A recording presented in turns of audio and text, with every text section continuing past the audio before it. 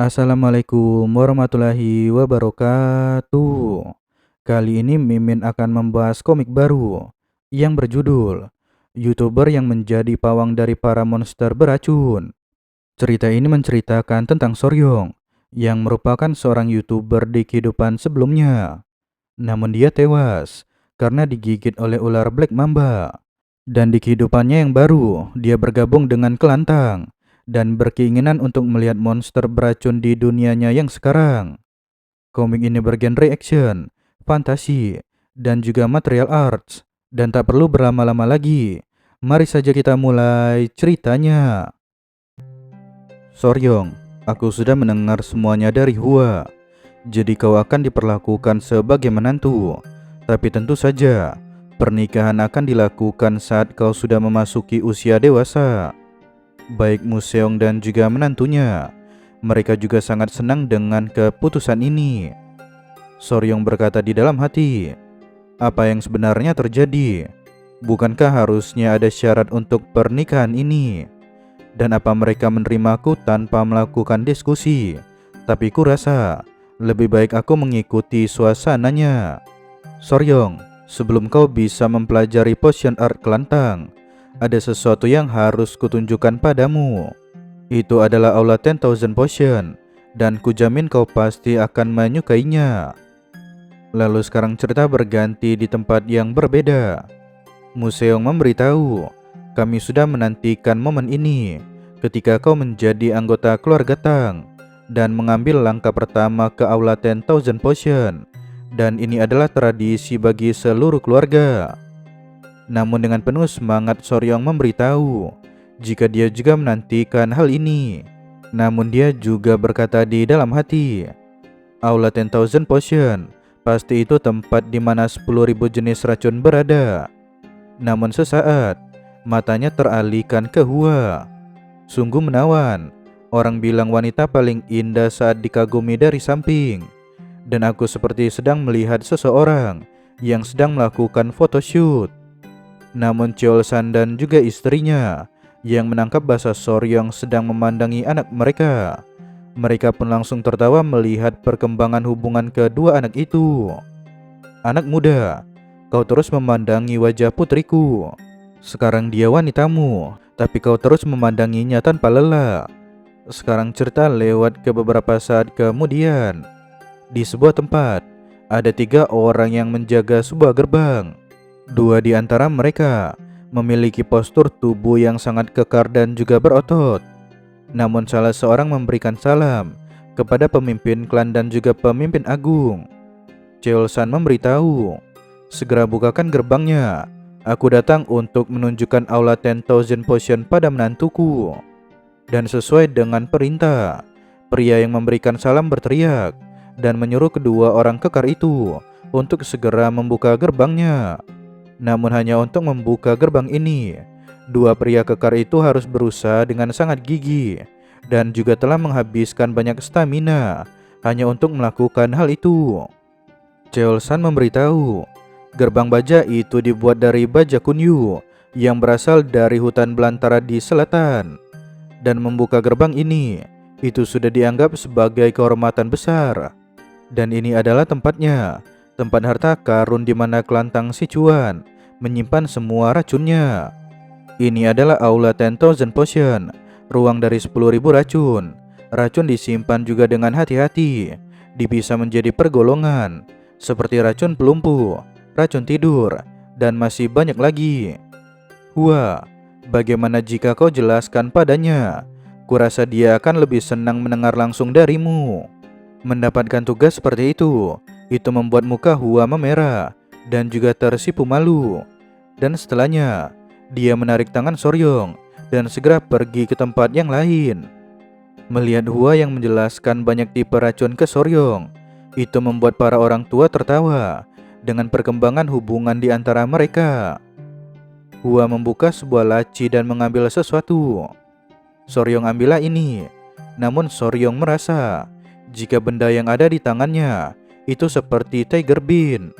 Selain racun dari 10 makhluk paling beracun, ini adalah racun paling kuat yang pernah ada. Ini tanaman yang menyimbolkan kelantang, biji tanaman jarak. Soryong berkata di dalam hati, tunggu dulu, bukankah itu risin? Risin toksalbumin yang sangat kuat, 2 mg saja sudah mematikan bagi orang dewasa. Terkenal digunakan dalam pembunuhan massal seorang pembangkang Bulgaria selama masa Perang Dingin.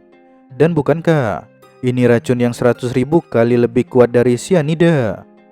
Hua menjelaskan, ini racun yang paling mendekati ideal tak berwarna, tak berbau, tak berasa, dan tak berbentuk dari kelantang. Itulah sebabnya kami menamainya sebagai racun paling langka dan berharga, yaitu Golden Poison. Dan saat digunakan untuk menghabisi seseorang, kami menyebutnya Golden Death.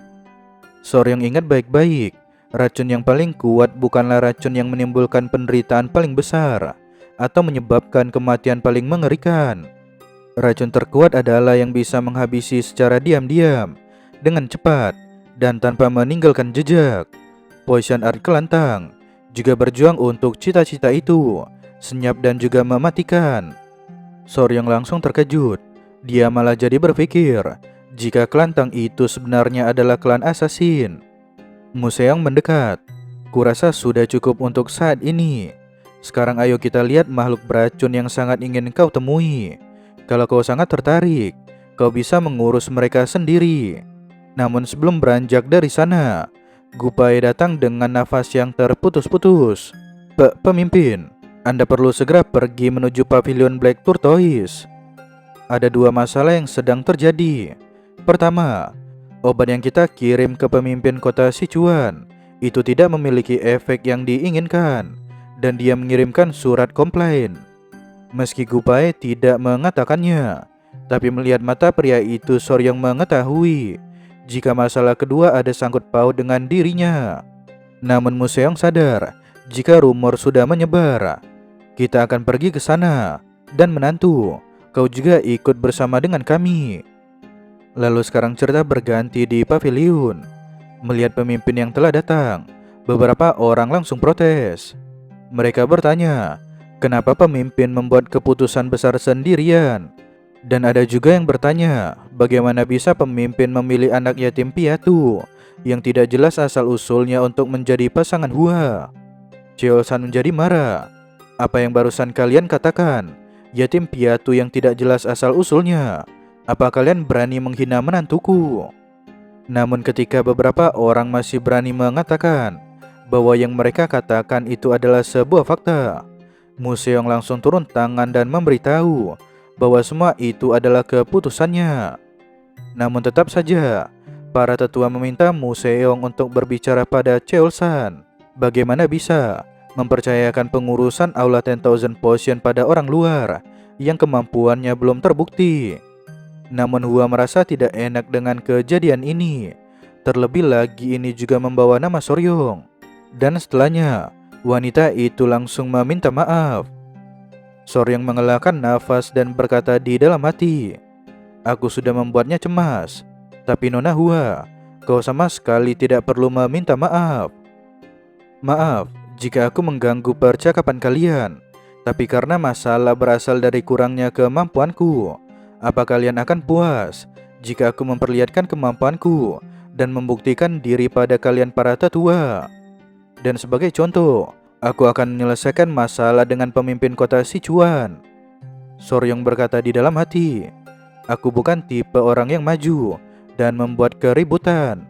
Tapi jika kalian akan mengganggu kehidupan pemilik peliharaan yang damai, maka aku tidak akan diam begitu saja. Namun para tetua tidak senang dengan perkataan anak itu.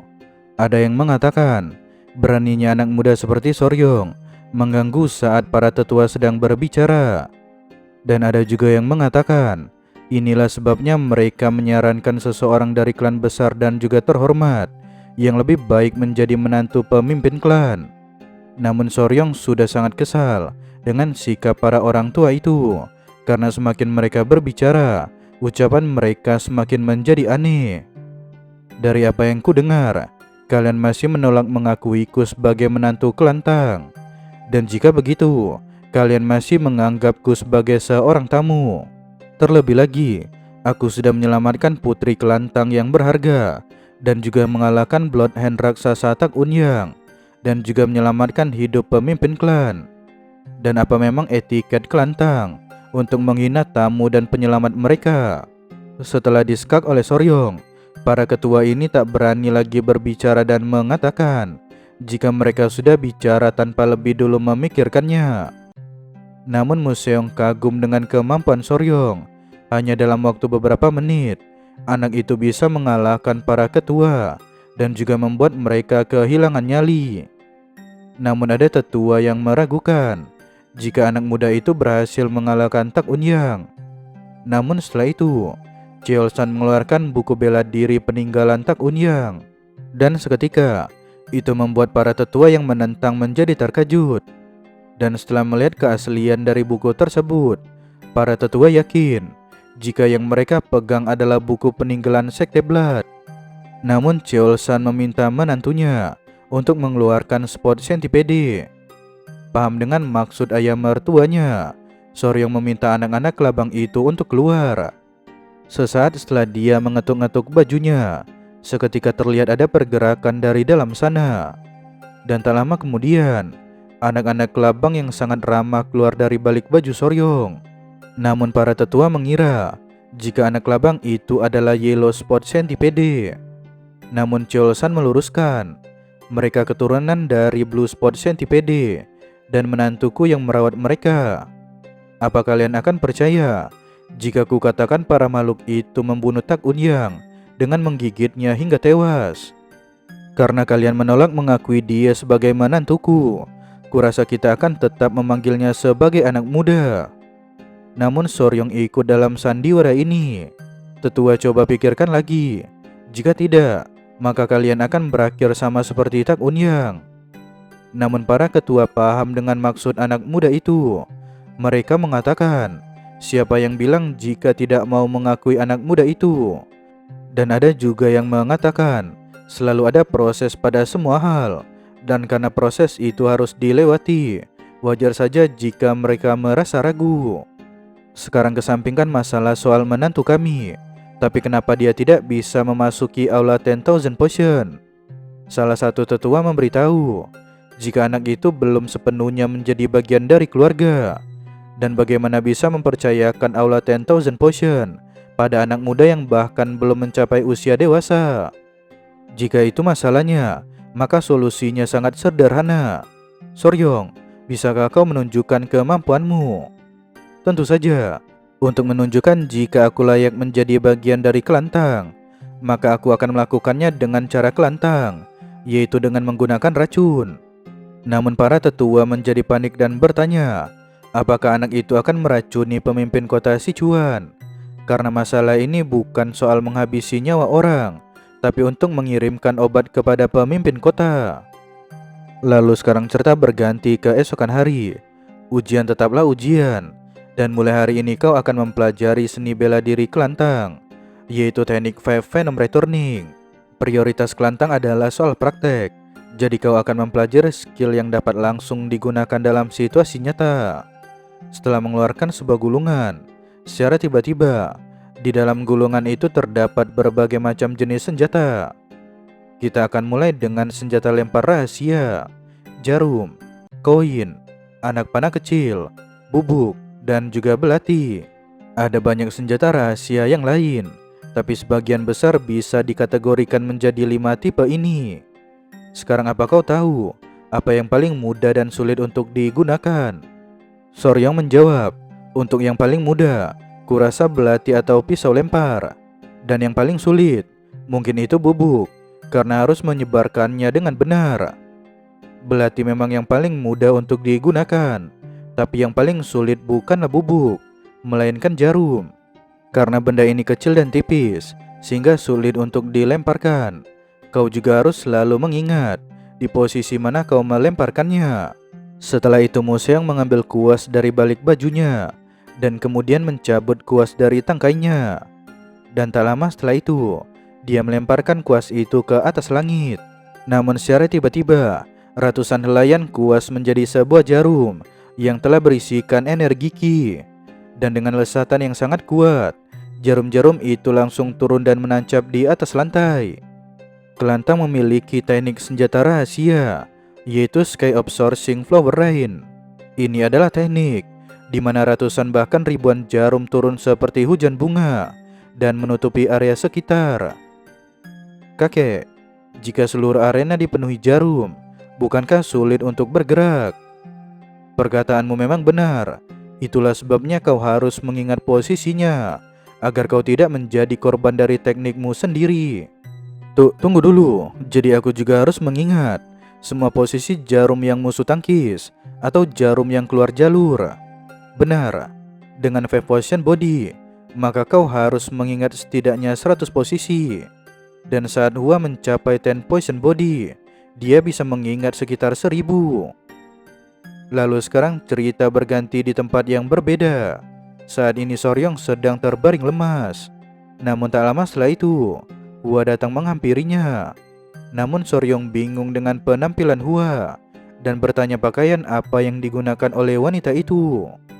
Hua menjawab, "Ku dengar kau akan pergi menangkap tahun, jadi aku bersiap. Atau mungkin pakaian ini tidak diperlukan?" "Bukan seperti itu. Aku berencana menunggu tawon datang sendiri, tapi dengan begini kita bisa menangkapnya." "Soryong, soal surat yang dikirim oleh pemimpin kota provinsi Sichuan, ku yakin kau sudah melihatnya. Kau masih muda, jadi aku ingin tahu apa mungkin kau tidak memahami isi dari surat itu." "Nona Hua, tentu aku memahami isi suratnya, karena Yangki bagi pria memang cukup penting." Di saat Hua yang sedang malu, Soryong berkata di dalam hati, "Masalah yang mengganggu pemimpin kota Sichuan itu adalah impoten." "Ini agak aneh, Soryong. Kau tahu banyak soal ini untuk seorang anak seusiamu." Namun Soryong beralasan, "Aku sudah cukup lama tinggal sendiri, jadi aku..." Namun sebelum menyelesaikan perkataannya, Hua yang sudah sangat malu, dia pun langsung berlari meninggalkan Soryong. Dan sekarang cerita berganti di dalam hutan. Namun perlu ekstra tenaga bagi Hua, karena dia harus menghentikan Soryong yang selalu mendekati hewan-hewan beracun di saat dia melihat hewan-hewan itu ada di dekatnya. Lalu sekarang cerita berganti di tempat tujuan. "Soryong, kenapa kau ingin menemukan sarang dengan sedikit tahun?" "Itu karena meski kita datang untuk mencari tahun, tapi kita tidak akan menangkap satupun dari mereka. Serangga beracun yang kita incar dapat ditemukan dalam sarang kecil dan lemah." Hua menebak jika mereka mencari serangga beracun yang hidup di dalam sarang tahun. "Nona, benar seperti yang Anda katakan. Dan sepertinya sarang ini adalah yang kita cari." Lalu tak lama setelah itu, Soryong mencapit seekor serangga dan menariknya keluar. "Kita bukan datang untuk menangkap tahun, tapi inilah serangga yang sebenarnya kita cari. Makhluk kecil ini, dia akan menyelesaikan masalah pemimpin kota Sichuan." Dan cerita pun berakhir. Terima kasih kepada kalian semua yang telah menonton video hingga akhir. Wassalamualaikum warahmatullahi wabarakatuh.